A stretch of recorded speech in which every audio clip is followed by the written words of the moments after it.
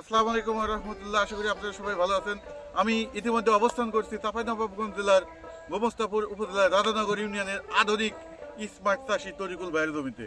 আজকে নভেম্বরের 5 তারিখ দেখাবো আপনাদের এই উষ্ণ তাপমাত্রায় কিভাবে হচ্ছে তরিকুল ভাই এত সুন্দর টমেটো তৈরি করছেন। তরিকুল ভাই আসসালামু আলাইকুম। ওয়ালাইকুম আসসালাম। আপনি কেমন আছেন?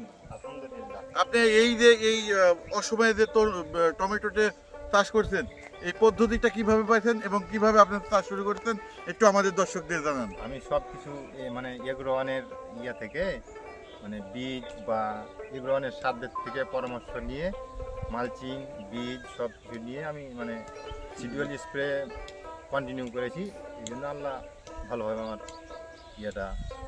ফসলটা দিয়েছে আর কি। তরিকুল ভাই, আপনি তো পার্শ্ববর্তী টমেটো জমি দেখছেন কিনা? জি।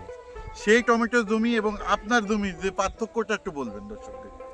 ও যা মালচিংয়ের একটা গুরুত্ব আছে। মালচিংটা হচ্ছে মালচিং দিয়ে লাগালে মানে অনেক মানে রোগ প্রতিরোধ ক্ষমতাটা হয়। আর মালচিং দিয়ে লাগালে সার ব্যবস্থাটা কিনা সারটা সম্পূর্ণ গাছে খেতে পায়, আগাছা হয় না, এই সুবিধা।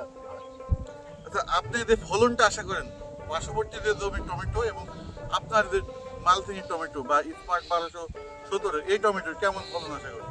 ফলন মাশাআল্লাহ।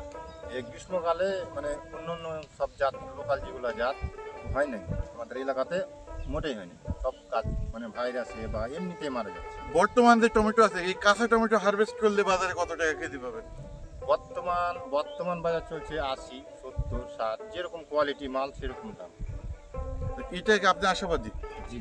আপনার এলাকার লোক এই আপনার এই মালচিং পদ্ধতিতে আবাদ করার জন্য কেউ কিছু বলে নাই? এটা কেমন হবে? মানে বিভিন্ন জনা বিভিন্ন রকম মন্তব্য করছে যে মালচিং দিলে নাকি ভাইপা যাবে, হবে ওই হবে। পরে তো আসলে এর গুরুত্ব বুঝে না, বুঝলে এটা বলতো না। ধন্যবাদ।